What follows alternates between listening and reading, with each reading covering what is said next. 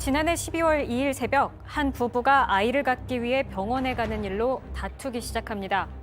말다툼이 격해지자 남편은 아내의 멱살을 잡아 흔드는 것도 모자라 아내의 얼굴과 머리를 마구 때렸습니다. 심지어 둔기로 아내의 휴대전화를 부수고 죽여버리겠다고 협박까지 합니다. 이들 부부의 싸움은 여기서 끝나지 않았습니다. 3주 후 아내가 이혼하자고 하자 다시 남편은 아내에게 주먹을 휘두릅니다.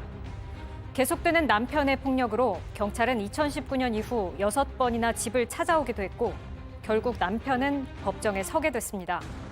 하지만 아내는 재판부의 처벌을 원하지 않는다고 밝혔습니다. 결국 아내의 선처를 받아들인 재판부는 남편에게 집행유예를 선고합니다. 법원을 나온 지 38일째 되는 날, 남편은 술에 취한 채 자기를 용서했던 아내에게 흉기를 휘둘러 살해합니다. 많은 가정폭력 피해자들은 자신에게 폭력을 휘두른 가족을 처벌하길 주저합니다. 부담스럽기도 하고 자칫 보복으로 이어지기 때문인데요. 그럼에도 불구하고 우리 법원은 가정폭력에 대한 반의사 불벌죄를 적용하고 있습니다. 오늘 엑스파일에서는 제주 선원 아내 살인 사건을 통해 반의사 불벌죄의 허점을 다룹니다.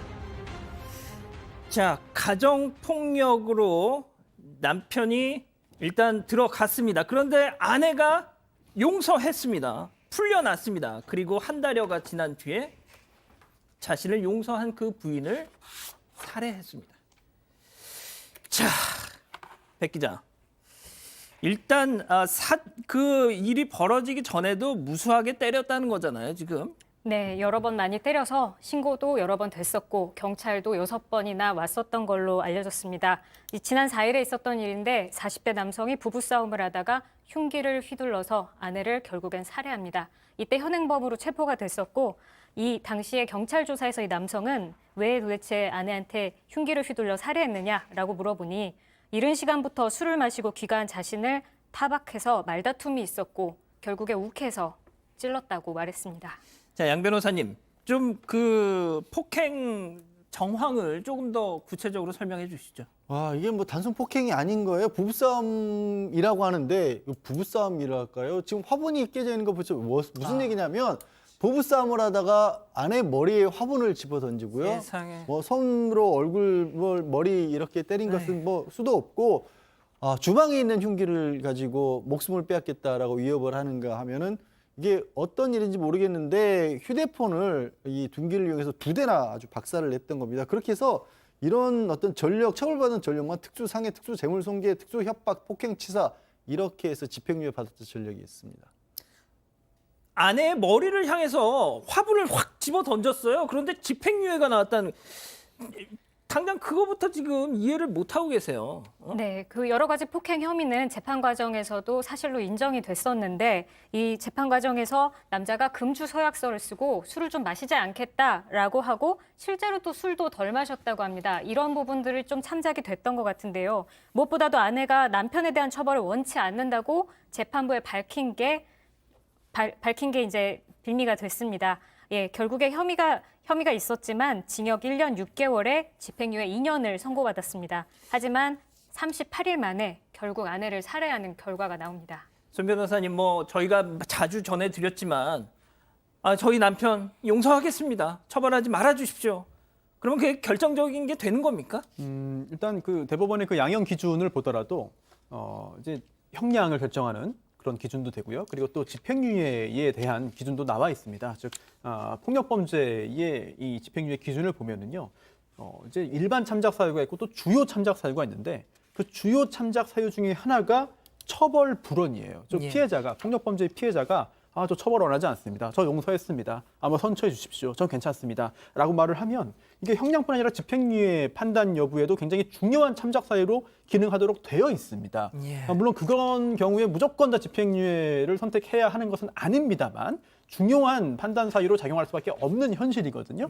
그런데 물론 그 취지는 뭐 동의해요. 피해자가 용서했다는데 또는 피해자가 용서하면서 뭐 다른 대가를 받았다는데 그거를 반영해 주는 건 맞겠습니다. 하지만 범죄의 유형과 이 가해자와 피해자의 관계를 좀 봐야 되지 않나 싶어요. 특히 가정폭력범죄라면은 오히려 이걸 내가 끝까지 엄벌을 요구했을 때 나중에 더 크게 버목당하는 거 아니냐라는 생각에서 오히려 본인의 좀 진위와 다른 용서를 할 수도 있거든요. 예. 오히려 지금의 현재 구조는 그런 상황을 좀 오히려 일부 조장하는 측면도 없지 않아 있는 것 같습니다. 예. 지금 이수정 교수님 표정이 너무 어두워지셔가지고 제가 진짜 좀 뭐 말씀을 여쭙기도 좀 그런데 교수님, 네. 교수님이 그동안 사건 반장이든 다른 어떤 매체에서든 계속해서 이제 강조하셨던 게 바로 이런 지점 아닙니까? 그렇죠. 만약에 지금 이 사람이 그 같은 집에 사는 피해자 가해자고 지금 6차례나 경찰에 신고를 했고 더군다나 지금 망치로 사람을 상해를 입히기도 하고 폭행 치상도 있고 뭐 지금 특수가 들어간 게 한두 개가 아니에요. 예. 그러면은 이런 상황에서 만약에 한 거주지에 두 남자가 살았어도 그렇죠. 네, 집행 모르는 뭐 그러니까 가깝지 않은 뭐 룸메이트가 살았어도 지금 집행유예를 내렸을까? 뭐 이런 생각이 갑자기 들면서 이게 결국에는 아내와 남편이었다라는 게 결국 함정이 된 거 아닌가?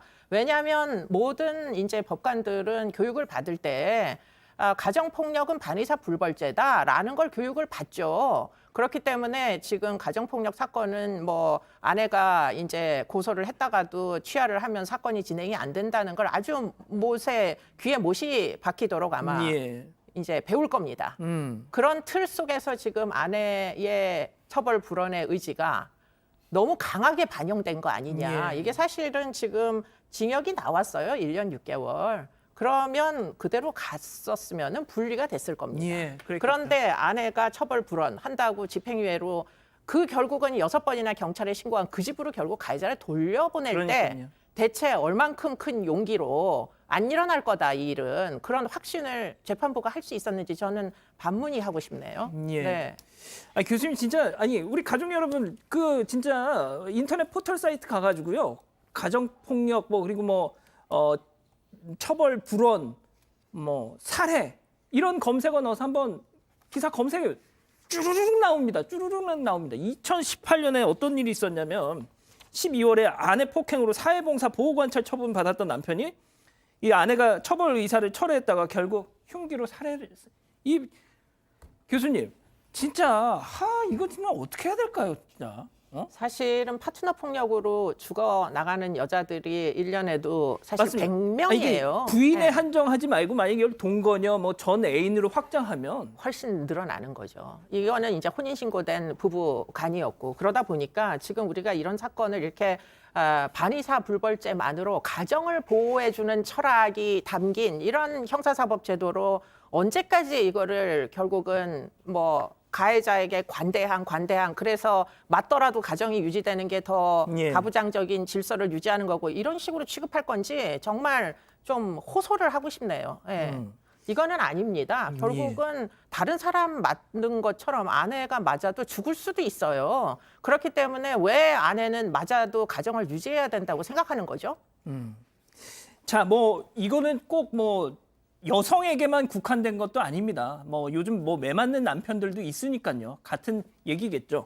자, 양 변호사님, 이 반의사 불벌죄 좀 마지막으로 좀 정리 좀 해주세요. 이거 뭐 좀 뾰족한 대책이 없는 겁니까? 그러니까 이 부분이 유지가 되고 설령 유지가 되고 그러면 지금도 이제 가정폭력 같은 경우에 형사처벌하는 게 있고 보호하는 쪽이 있고 이렇게 나름대로 시스템을 갖춰가고 있는 상황이긴 합니다만 이거 그러면 아까도 지적했다시피 끝까지 정말 독하게 처벌을 해달라고 해야만 처벌이 되느냐 그리고 보호장치가 없느냐 예. 이런 고민 안 할 수가 없고요. 지금도 물론 이제 13306에 신고를 하면 쉼터까지 연결해주는 피해자 보호센터가 있기도 합니다만 그런 것들 만들고 나가고 있는 건 맞는데요. 저는 여기까지도 이해가 안 가는 게 왜 피해자가 나가야 되죠?